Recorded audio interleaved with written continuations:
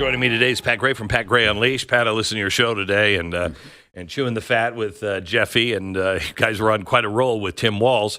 You like him about as much as I do. Oh, man. He's quickly risen to the top of my list of people that I dislike with a very intense disliking. Wait, what do you mean you don't like? No, I didn't get that impression from you earlier at all. You didn't? Yeah, I was a little subtle. No, maybe I was too subtle. Yeah, maybe. Because I mentioned that I dislike him with all the intensity of a trillion white-hot burning suns. Maybe that's not enough. Yeah, I don't know. Yeah, I'm not sure what you were saying with that. Now, could it be because he says things like this? Cut 11, please. Here's Tim Walz. And I think seeing a plan that's out there, talking about it with folks, knowing that he's not going to do anything. He talks about this wall. I always say, let me know how high it is. If it's 25 feet, then I'll invest in the 30-foot ladder factory. That's not how you stop this. Yeah, jeez. Is it because of stuff like that? It's stuff like that. And worse. Yeah. Actually. Stuff like that. Well, what could be worse? Here, cut 10. I mean, could it be this? And what we want to say is we're there to protect children. We're there to have you understand that in Minnesota you're going to be protected. And I just want to be clear. I will never understand what goes into the thinking of these folks to bully these children. That is not impacting them in one bit and making it a living hell for children, for families, for adults, for folks who are just trying to bring themselves in. So in Minnesota, we're making it very clear we're not going to cooperate with these folks. We're not going to extradite people. We're going to say that this is a place where you can come to make these decisions. The community, the trans community is as terrified as they've ever been. We've seen attacks across the nation, even here in Minnesota, and we're now saying we have to be much more proactive. We have to be much more aggressive about making sure that folks are protected. Yeah. Okay. Folks are protected in getting their noodles cut off and that. Yes, that kind of thing. Children are protected. Okay. Children have a right to have their noodles cut off. They do. Or their breasts removed. They do. If they're 6 and they don't feel comfortable, cut off their noodle. That's a really good. Who am I? I'm nobody. Yeah. Who are you? What kind of monster have you become? I mean, it's really, really bad. Now, he's also, he was big on COVID. He was. Yeah. Well, when I say he was big on that, I mean he had more nursing home deaths in his state than they had in New York under Cuomo. Yeah. So, but he was. It wasn't that he was a total dictator. It was just that he was a total authoritarian, and locked everything down. But he went the extra mile. Here he is, cut 28 now. Here he is on a new way to be neighborly. Hello, you have reached the Department of Public Safety stay-at-home hotline. The information you leave is considered public information. At the tone, please leave the following information: your name, your callback number, how the stay-at-home order is being violated, and where the stay-at-home order was violated. Thank you. Record your message at the tone. When you are finished, hang up or press pound for more options. And that's, so of course, congratulations. Yeah, that's where you snitch on your neighbor. Yeah. Hey, I just saw my neighbor pull out of their driveway. They're going somewhere. I think you need to send a SWAT team right now, please, because, they left their house. That's just being neighborly. That's all that is. That's all that is. It's just being a good neighbor. Here's cut 29. But we can get out there, reach out, make the case. And for one thing, don't ever shy away from our progressive values. One person's socialism is another person's neighborliness. Amen.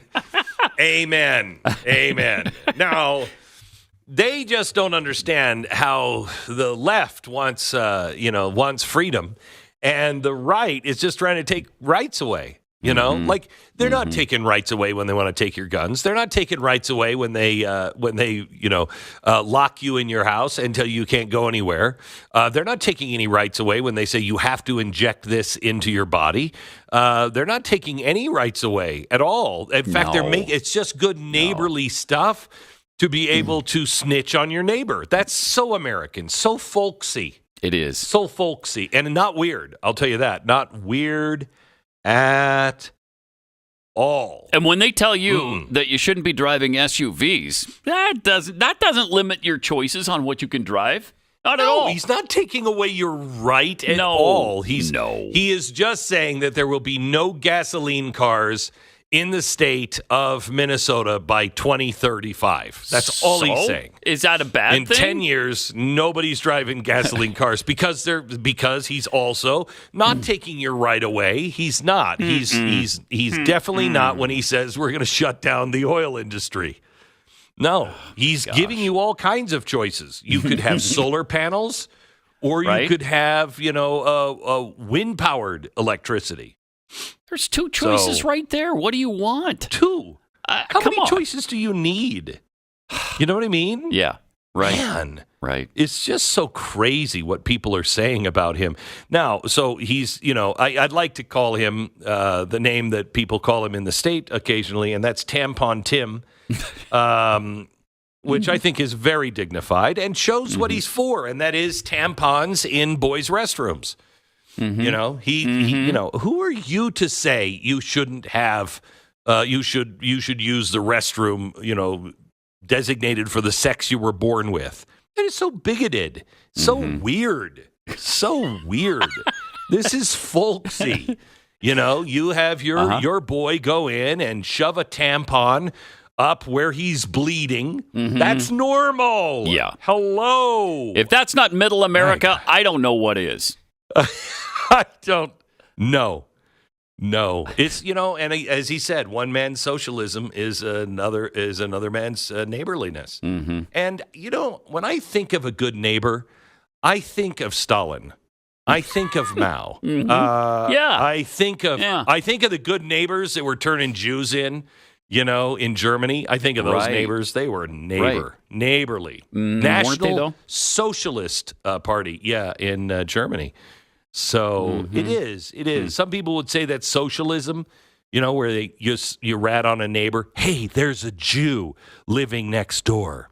And other people just think that that's just neighborly, It's not socialism. It's just neighborly. And I love that. Now, he's also a man of truth. If you look at cut 12 here, he was telling you the truth the whole time. He was way ahead of the curve. Listen.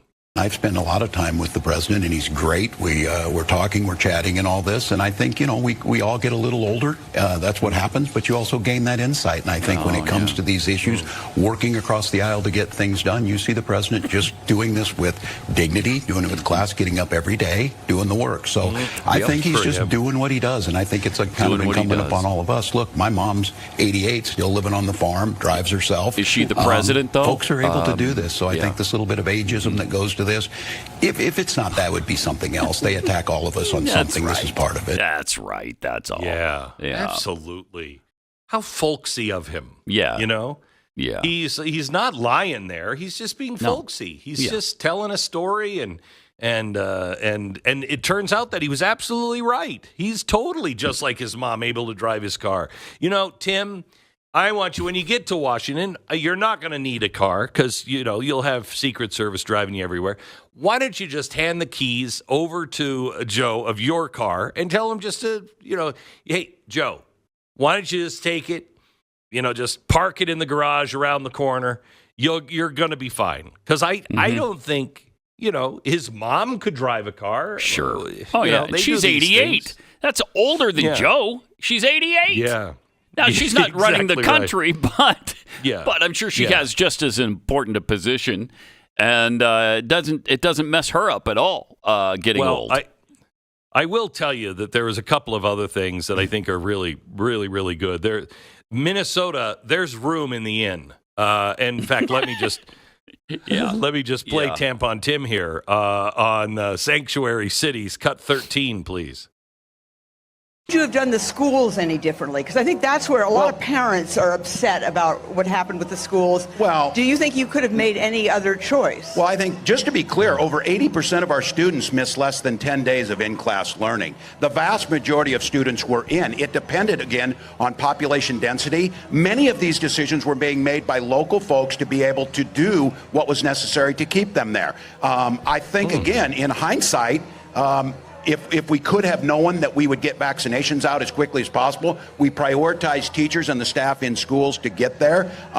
We're doing it differently now, and since May of 2021, almost every one of our students has been in the entire time and been doing that. So I think with hindsight as 2020, perhaps we could have tailored a little bit closer to that. But the fact of the matter is, making the case that we shouldn't have done anything is simply wrong. Yeah, simply wrong. By the way, that was about him shutting down all of the schools, which apparently never happened. Pat, never happened. Let's go to cut 13, please. Should Minnesota be a sanctuary state? If the definition of that is that the federal government enforces immigration law and local law enforcement enforces local law, then yes.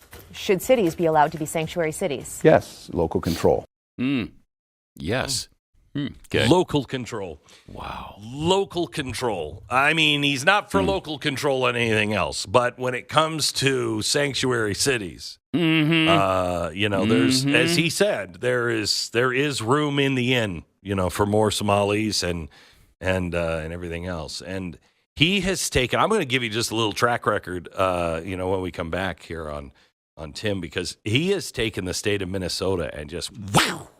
I mean, it is just taken off. It's an entirely new state. It's a rocket ride to the moon with Tim Walz.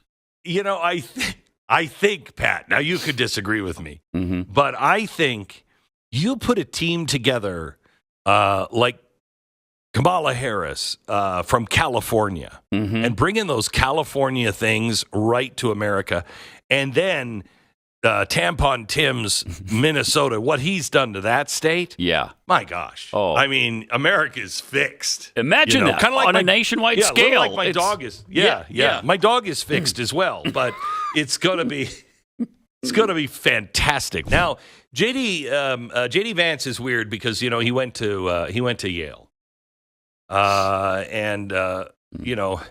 Walz has said, look, I grew up in a small town. And it's small town values. And, he said, J.D. Vance grew up in a small town, but he eventually attended Yale Law School. J.D. Vance talks about this in Hillbilly Elegy. None of my hillbilly cousins went to Yale. Yeah, maybe because your hillbilly cousins either don't have the aptitude or the interest to go to Yale. I mean, Yale's really not for everybody. Not everybody has to go to Yale. In fact, a lot of people would really hate Yale. I'm, for one, went to Yale and hate Yale. But gosh darn it, I won't give any money to Yale. Why not? Man, I'm weird. Anyway, J.D. Vance worked hard. That's something called meritocracy. And that doesn't happen in socialist countries. No, everybody has an equal outcome. Everyone's equally miserable. Well, I shouldn't say that, except for the people at the very top.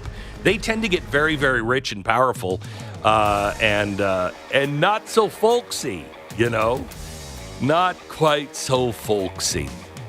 So J.D. Vance just doesn't know anything about small town America because,